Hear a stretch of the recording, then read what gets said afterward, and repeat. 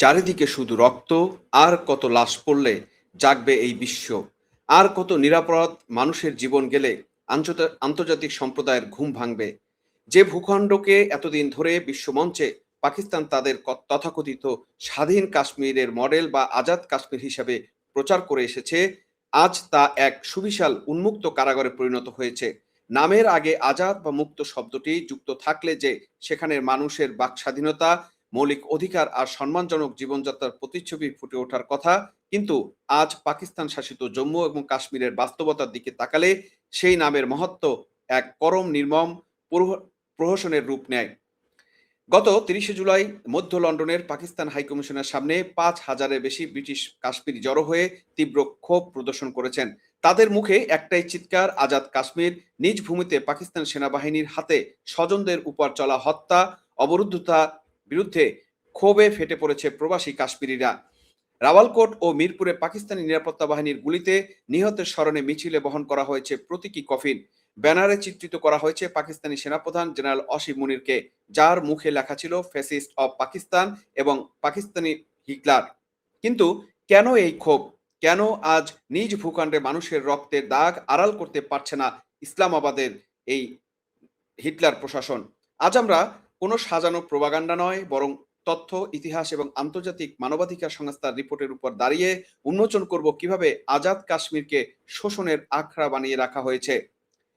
কাশ্মীর টাইমসের আন্তর্জাতিক প্রতিবেদন অনুযায়ী মাত্র ৩৬ ঘন্টার নোটিশে অনুষ্ঠিত এই বিক্ষোভে অংশ নিতে ব্রিটেনের বিভিন্ন শহর থেকে কাজ বন্ধ রেখে ছুটি নিয়ে ছোট ছোট শিশুদের কোলে তুলে শত শত মাইল পাড়ি দিয়ে এসেছেন আপামর কাশ্মীরিরা।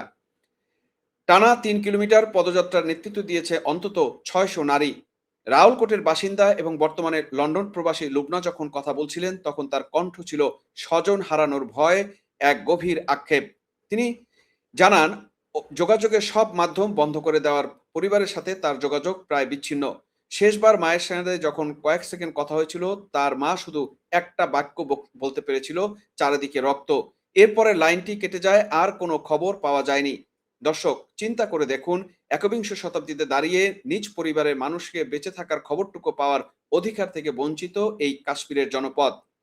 আরেক প্রবাসী জাহিদা বেগম আকুতি জানিয়েছেন, তার ছেলে, নাতি নাতনিরা রাওয়ালকোটে অবরুদ্ধ। সেখানে কোনো বিদ্যুৎ নেই, ফ্রিজে খাবার নষ্ট হয়ে গিয়েছে, সার্বিক খাদ্য সরবরাহ বন্ধ করে দেওয়া হয়েছে। সন্ত্রাস বিরোধী আইনের দোহাই দিয়ে সাধারণ মানুষের উপর চালানো হচ্ছে গুলি। পাকিস্তানি রেঞ্জার্স এবং পাঞ্জাব কনসুলেটরি এমন সব গুলি চালাচ্ছে বা এমন সব ঘটনা ঘটাচ্ছে যা সাধারণ মানুষের জীবনকে বিস্ময় করে তুলেছে। এমন অমানবিক ঘটনা ঘটেছে যে তাজা গুলির মুখে আহতদের যখন সাদা পতাকা উড়িয়ে উদ্ধার করতে যাওয়া হচ্ছিল, তখন সামরিক বাহিনী তাদের উপর আক্রমণ চালিয়েছে। বিয়ের মৌসুমে উৎসবের বদলে ঘরবাড়িতে ঢুকে সেনা সদস্যদের লুটপাট, গয়না, অর্থ কেড়ে নেওয়া, নারীদের হয়রানির অভিযোগ উঠেছে। এটি কোনো আইন শৃঙ্খলা রক্ষার মহড়া নয়, এটি স্পষ্টতই রাষ্ট্রীয় মদতে চলা নির্মম হত্যাকাণ্ডের তাণ্ডব। দর্শক, এই কথার পরিপ্রেক্ষিতে আপনাদেরকে বলতে চাই, ৭১ সালে এই যে পাকিস্তানি বাহিনী যে লুটপাট, হয়রানি এবং মানুষের বাসাবাড়িতে গিয়ে সমস্ত কিছু কেড়ে নেওয়া, ৭১ সালে কিন্তু সেই একই ঘটনা তারা ঘটেছিল। ৭১ সালে কিন্তু আমাদের মা বোনের ইজ্জতকে এভাবেই তারা ভুলণ্ঠিত করেছিল, এবং তার পরিপ্রেক্ষিতে কিন্তু বাংলাদেশের মানুষ ফুটে উঠেছিল এবং পাকিস্তানি হানাদার বাহিনীকে বাংলাদেশ থেকে বিতাড়িত করেছিল। স্পষ্টতই এখানে যে নিউজটা আপনারা দেখছেন দর্শক, সেখানে বলা হচ্ছে চারিদিকে রক্ত, আর কত লাশ পড়লে জাগবে বিশ্ব। এভাবে কিন্তু আজকের এই ঘটনাকে সামনে নিয়ে আসা হয়েছে। আমরা যদি একটু আপনাদেরকে এই ঘটনার পরবর্তীতে পূর্বাপর ঘটনা দেখি সেখানে কি ঘটছে, তাহলে একটু দেখবেন সেখানে কি ঘটছে। মানুষ জেগে উঠছে এবং সেখানে লং মার্চে তাদের জাগরণের যে সঙ্গীত, সেই সঙ্গীতের মাধ্যমে মানুষ কিন্তু রাজপথে লং মার্চে বেরিয়ে আসে। একটু আপনারা খেয়াল করবেন এখানে তারা বেরিয়ে আসছে কিভাবে।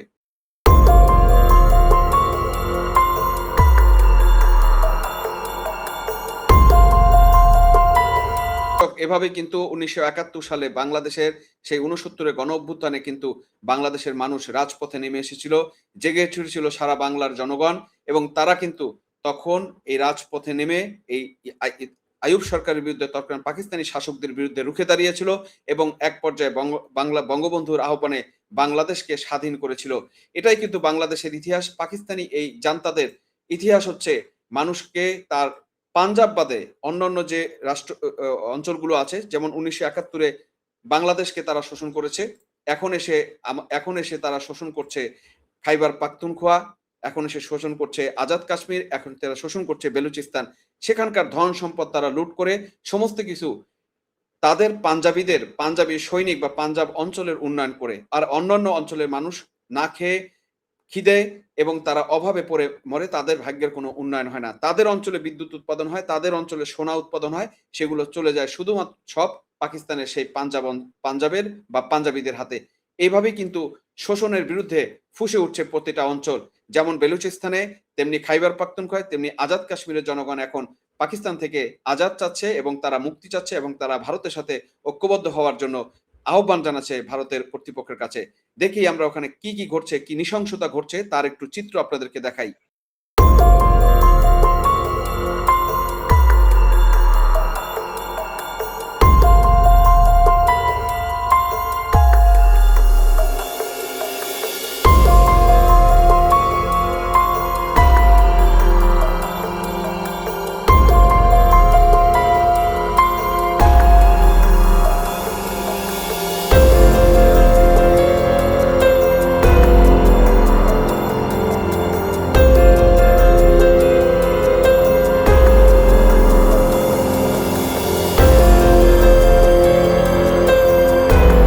চিন্তা করেন যে এরা কতটা ভয়ঙ্কর, নৃশংস, যে বাংলাদেশ এই তাদের দেশের মানুষ, পাকিস্তানের মানুষ, যারা পাকিস্তানের জন্য লড়ে, পাকিস্তানের জন্য লড়াই করে তারা কাশ্মীরকে, এই অঞ্চলটা ভেঙে পাকিস্তানের সাথে যুক্ত হয়েছে, আজকে তাদেরকে কি নির্মম নিপীড়ন করা হচ্ছে তার নমুনাটা আপনারা দেখেন। দেখেন ওখানে কিভাবে মানুষকে হত্যা করা হচ্ছে, কিভাবে মানুষের উপরে নির্যাতন চালানো হচ্ছে। আরো কিছু দেখি।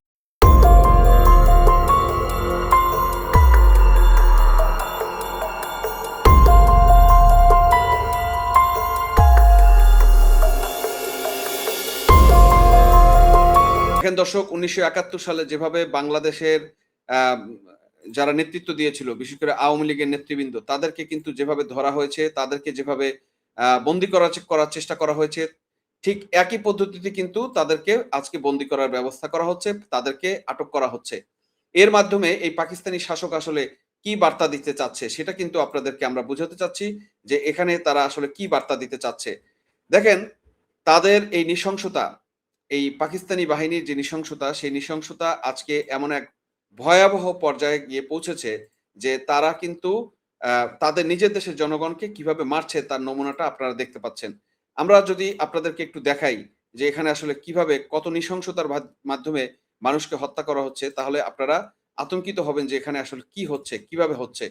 এখানে মানুষের জীবনের কোনো মূল্য এখন আর এই পাকিস্তানি জান্তাদের কাছে কিন্তু নেই। তারা কিন্তু যেকোনো প্রকার হোক তার এই দেশের জনগণকে দমানোর জন্য যত ধরনের অস্ত্র আছে সবকিছু ব্যবহার করার চেষ্টা করছে। এবং এর মাধ্যমে কিন্তু আজকে একটা জিনিস আমাদের কাছে স্পষ্ট, সেটা হচ্ছে এই পাকিস্তানি জান্তারা কোনো রকমই কোনো দেশের কোনো জনগণের, বিশেষ করে পাঞ্জাবি যারা আছে, তারা কোনো রকমই সেই অঞ্চলের মানুষের ভাগ্যের উন্নয়ন করতে পারে না, এবং তারই কিন্তু দৃষ্টান্ত আজকে প্রতিষ্ঠিত হয়েছে এবং তারই নমুনা কিন্তু আমরা দেখছি। দর্শক, আরো কিছু ঘটনা আপনাদের একটু দেখাই। ভয় শুধু দৌড়াচ্ছে, ইন্টারনেট, বিদ্যুৎ ও যোগাযোগ ব্যবস্থা বিচ্ছিন্ন করে বিশ্বচক্ষুর আড়ালে নিরীহ মানুষের উপর চালানো হচ্ছে পরিকল্পিত দমনপীড়ন। অধিকার আদায়ের মিছিলে রাবার বুলেট ও স্নাইপারের গুলিতে লাশের শহরে পরিণত হওয়া এই দর্শক খেয়াল করেন, স্নাইপার মানে নিজ দেশের জনগণের উপরে তারা স্নাইপার ইউজ করতেছে, যে স্নাইপারের একটা গুলিতে ২ থেকে ৩ জন সরাসরি থাকলে মারা যেতে পারে। যেটা আপনারা দেখেছেন ৫ই আগস্টে বাংলাদেশে এই স্নাইপার ব্যবহার করে এখানকে কিন্তু ছাত্রদেরকে মেটিকুলাস ডিজাইন করে মারা হয়েছে। তখনও আমরা জানতাম, তখনও আমরা বারবার গত ২ বছর ধরে বলে আসছি যে পাকিস্তানের সেই জঙ্গি সংগঠন এবং তাদের স্নাইপার বাহিনী এসে কিন্তু এখানে এই ছাত্রদেরকে হত্যা করে রেজিম চেঞ্জের জন্য কাজ করেছে। আজ নিজ দেশেও কিন্তু তারা সেম ঘটনাটাই করছে, যখন তারা তাদের ন্যায্য দাবিতে ফুঁসে উঠেছে। দেখুন তাদের উপরে অত্যাচার নির্যাতনটা কিভাবে চলছে। ভূখণ্ডে সৃষ্টি হচ্ছে এক মানবিক বিপর্যয়। খোদার ওয়াস্তে আমাদের পাশে দাঁড়ান। পুরো শহর এখন লাশের শহর। সামাজিক যোগাযোগ মাধ্যমে কোনো ক্রমে ভেসে আসা এমনই এক আকুতিতে কেঁপে উঠছে বিশ্ব। বার্তা সংস্থা রয়টার্স সহ বিভিন্ন সূত্রে উঠে এসেছে আজাদ কাশ্মীরের এই থমথমে ও রোমহর্ষক পরিস্থিতি। চলতি আঞ্চলিক নির্বাচনকে কেন্দ্র করেই এই নরককুণ্ডের সূচনা। ভোটের তারিখ পিছিয়ে ৩ ধাপে নেওয়ার চক্রান্ত এবং বিরোধী দল পিটিআই এর বর্জনের মুখে আজাদ কাশ্মীর। দর্শক, আপনারা দেখলেন তাদের অত্যাচার নির্যাতনের যে পরিমাণ, মানে সেই ৭১ সালের আগে বা ৬৯ বা যেভাবে আমাদেরকে দমন করতো ঠিক সেম ভাবে কিন্তু এখানে তাদেরকে দমন নিপীড়ন করা হচ্ছে। দেখুন অবস্থাটা। সরাসরি গুলি ও টিয়ার সেল ছুড়ে ২ দিনেই কেড়ে নেওয়া হয়েছে ৩০ জনেরও বেশি প্রাণ, যার মধ্যে রাওয়ালকোটের একটি এলাকাতেই প্রাণ গেছে অন্তত ২০ জনের। চিন্তা করেন দর্শক, একটা অঞ্চলেই ২০ জনের জীবন গেছে। তাইলে এরা কত নৃশংসভাবে তাদের নিজস্ব জনগণকে মারছে, তার একটা ভয়ংকর উদাহরণ আপনারা এখানে দেখলেন। আমরা যদি এর আলোকে বিশ্লেষণ করতে চাই, আজাদ কাশ্মীরে আজ যে গণ আন্দোলন গড়ে উঠেছে তার চালিকা শক্তি জয়েন্ট আওয়ামী লীগ অ্যাকশন বা জেএএসি। কিন্তু এই আন্দোলনের শিকড়টা কোথায়? সেটা একটু আপনারা যদি দেখেন তাহলে দেখবেন এটি কোনো বিচ্ছিন্নতাবাদী বা রাষ্ট্রবিরোধী চক্রান্ত নয়। কাশ্মীরিরা রাজপথে নেমেছেন তাদের পেটের তাগিদে, মৌলিক বেঁচে থাকার অধিকার প্রশ্নে। আসুন হিসাবটা একটু পরিষ্কার করে আপনাদেরকে বুঝিয়ে দিই। আজাদ কাশ্মীর হলো পাকিস্তানের জাতীয় জলবিদ্যুৎ উৎপাদন কেন্দ্রের প্রধান কেন্দ্র। বিখ্যাত মংলা ড্যাম এবং নীলম ঝিলম জলবিদ্যুৎ প্রকল্প থেকে প্রতি বছর হাজার হাজার মেগাওয়াট সস্তা বিদ্যুৎ উৎপাদিত হয়, পুরো পাকিস্তানের শিল্প খাতকে গতিশীল করে। উৎপাদন খরচের দিকে যদি তাকান, আজাদ কাশ্মীরের প্রতি ইউনিট জলবিদ্যুৎ উৎপাদনের গড় খরচ মাত্র ২ থেকে ৩ পাকিস্তানি রুপি। জনগণের উপর যে চাপ তারা দিচ্ছে, এই জনগণের উপরে চাপ দিয়েই অথচ এই বিদ্যুৎ পাকিস্তান সরকার স্থানীয় কাশ্মীরিদের কাছে বিক্রি করছে ইউনিট প্রতি ২০ থেকে ৩০ রুপিরও বেশি দামে। সাথে যুক্ত করা হচ্ছে বিভিন্ন অযৌক্তিক ট্যাক্স এবং সারচার্জ। ২ থেকে ৩ টাকার রুপি যে বিদ্যুৎ উৎপাদন হয় তার অঞ্চলে, তাদের সেই বিদ্যুৎই ওই অঞ্চলে জনগণকে কিনতে হচ্ছে ২০ থেকে ৩০ গুণ, প্রায় ১০ থেকে ২০ গুণ দামে। ভাবা যায় যে মংলা ড্যাম নির্মাণের সময় ১৯৬০ দশকে মিরপুরের ১ লাখেরও বেশি কাশ্মীরি নিজেদের ভিটেমাটি হারিয়ে বাস্তুচ্যুত হয়েছিল। আজ তাদের উত্তরসূরিরাই নিজেদের উৎপাদিত সম্পদের ন্যায্য অধিকার থেকে সম্পূর্ণ বঞ্চিত। পাকিস্তান সংবিধানের ১৫৭ নম্বর অনুচ্ছেদ অনুযায়ী অন্যান্য প্রদেশে যে জলবিদ্যুৎ রয়্যালিটি বা নেট হাইড্রাল প্রফিট পায় তা আজাদ কাশ্মীরকে দেওয়া হয় না, কারণ আইনিভাবে তাদের একটি নির্দিষ্ট অঞ্চলের ফাঁদে আটকে রাখা হয়েছে। এর উপর যোগ হয়েছে গমের গমের আটার উপর ভর্তুকি ছাঁটাই। পাহাড়ি অঞ্চল হয় আজাদ কাশ্মীরের খাদ্যশস্য উৎপাদন সীমিত। ১৯৪৭ সালের পর থেকে চুক্তি অনুযায়ী তাদের ভর্তুকি মূল্যে আটা সরবরাহ করার কথা ছিল, কিন্তু পাকিস্তান যখন নিজেদের আর্থিক দেউলিয়াত্ব এবং আইএমএফ এর শর্ত পূরণে হিমশিম খেল, তখন তারা সমস্ত কোপ গিয়ে পড়ল এই অবহেলিত কাশ্মীরিদের ঘাড়ে। রাতারাতি আটার দাম দ্বিগুণ তিনগুণ করে সাধারণ মানুষের মুখের গ্রাস কেড়ে নেওয়া হলো। বিশ্বকে দেখানোর জন্য আজাদ কাশ্মীরের একজন প্রধানমন্ত্রী আছেন, একটা নির্বাচিত বিধানসভা আছে, কিন্তু বাস্তবে সব ক্ষমতার মালিক কে সেটা কি আপনারা জানেন? ১৯৪৭ সালে আজাদ জম্মু কাশ্মীরের অন্তর্বর্তীকালীন যে সংবিধান আইন অ্যাক্ট অফ 1974 এর দিকে তাকালে আসল সত্য বেরিয়ে আসবে।